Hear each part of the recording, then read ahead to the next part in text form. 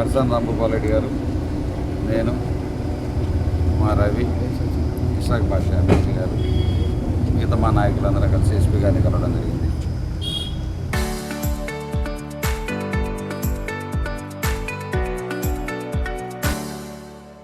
నేను ఆత్మకూరులో జరిగినటువంటి సంఘటన పైన పూర్తిగా వివరించడం జరిగింది.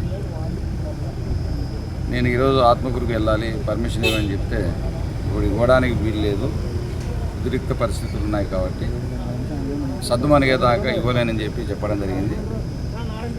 బందోబస్తు కూడా కంటిన్యూ చేస్తామని చెప్పడం జరిగింది. మేము ఖచ్చితంగా మా ఇంటి దగ్గర మేము పోవడానికి సార్ మీరు పర్మిషన్ ఇవ్వాలని అడగడం జరిగితే ఆయన ఒప్పుకోలేదు ఈ విషయంలో. కాబట్టి సరే పోలీసు వారి మాట కూడా తీసేయకూడదనే ఉద్దేశంతో మేము కూడా ఓకే చెప్పడం జరిగింది. అదేవిధంగా ఈరోజు ప్రోగ్రామ్ క్యాన్సిల్ చేశారు సార్. మీరు చేయమంటే మాకు నోటీసులు ఇచ్చారు కాబట్టి మేము ప్రోగ్రామ్స్ కూడా చేయలేదు. రేపు జరగబోయే 8, 9 తారీఖులో ఒక ప్రోగ్రాం ఉంది, అదేవిధంగా 12వ తారీఖు ఒక ప్రోగ్రాం ఉంది. వీటికైనా అనుమతి ఇవ్వమని కోవడం జరిగింది.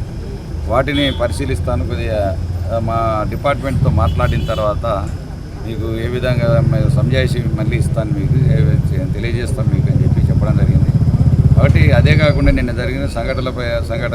జరిగినటువంటి సంఘటన గురించి ఎస్పీ గారికి వివరించడం, అదేవిధంగా ఎస్పీ గారు కూడా ఈ యొక్క మేము అన్ని కూడా డిఎస్పీ గారితో అన్ని విషయాలు తెప్పించుకొని పరిశీలిస్తాం. అదేవిధంగా ముద్దాయిలను అరెస్ట్ చేయాలి, ఖచ్చితంగా అక్కడికి వెళ్ళినటువంటి కేసులు బనాయించాలని చెప్పి మేము కోరడం జరిగింది.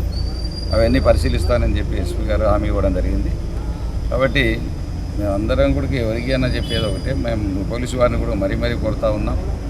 మా పార్టీ ప్రోగ్రామ్స్ దయచేసి మాకు అవకాశం ఇవ్వండి. ఎందుకంటే ప్రజల్లో ఈరోజు ఈ గవర్నమెంట్ పైన పూర్తి వ్యతిరేకత ఉంది కాబట్టి ప్రజలకు తెలియజెప్పాల్సిన బాధ్యత మా పైన 2 సంవత్సరాల కాలంలో ప్రభుత్వం ఏం చేయలేదనే విషయాన్ని తెలియపరచాలనే ఉద్దేశంతో మేము కూడా బాగా ప్రజల్లో కూడా ఆవేదన ఉంది. మేము కలవలేదని బాధ కూడా ఉంది. ఎందుకంటే మా నాయకుడు అందరినీ రాష్ట్రంలో చేస్తూ ఉంటే మా నాయకునికి ఆంక్షలు విధించారని మా వాళ్ళు కూడా బాధపడుతూ ఉన్నారు. రిక్వెస్ట్ చేశాము.